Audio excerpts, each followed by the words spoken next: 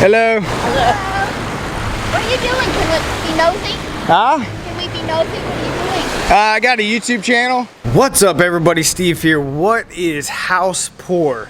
So house poor essentially is somebody who spends a large portion of their income on the home that they live in. Now that's going to include their mortgage, their taxes, their insurance, association fees, all utilities and so forth. So why is this bad?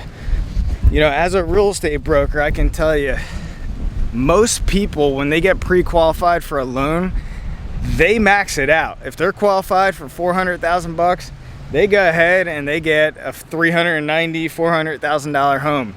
Now, why is this bad? It's bad because you lose your freedom. When you're spending a lot, maybe 50% or more of your income on the property that you live in, which is a liability, you lose your freedom. You lose the ability to take that additional revenue that you could potentially have and invest it into assets. You could invest it into income producing property that's going to generate revenue for you passively, right? You could take that vacation that you wanted to take because you're going to have that extra money.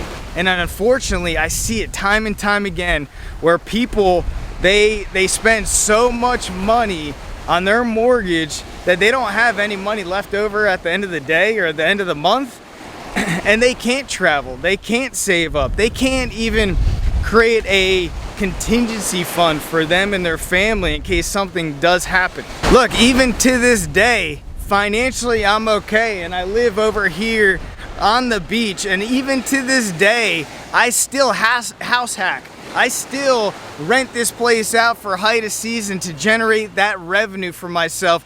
January, February, March, where I'm gonna gain the most amount of money for those 3 months in terms of house hacking and generate revenue to offset other costs. I'm still doing the creative things that I need to do because at the end of the day, where I live is still a liability no matter what. Even if the property is free and clear, I still have association fees associated with it. I still have real estate taxes associated with it. I still have these other utility payments that I have to pay. So what can you guys do? It's simple.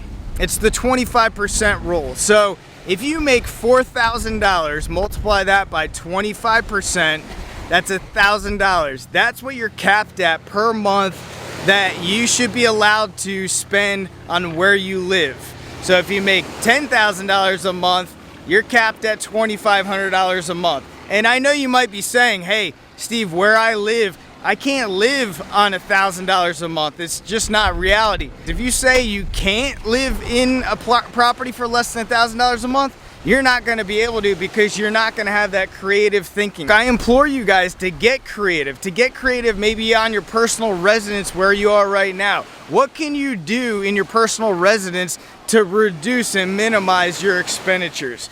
Can you rent out a room? Can you rent out a piece of your property where somebody could store a boat or something along those lines? So get creative on the property that you guys live in. I have a video at the end of this video. I encourage you guys to check it out. It's one of our real estate agents. She is going down the path that I was encouraging her as well as everybody else that's around me and on this channel to do. And she bought a property. She found an awesome property that's got a house with a detached separate little guest house, and she does an Airbnb on that guest house.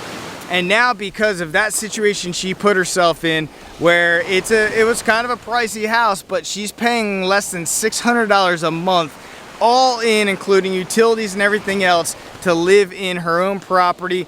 And I'm so proud of her. But check out that video next. And anyway, if you guys got any value out of this, I appreciate a big thumbs up, and check that video out. Thanks a lot.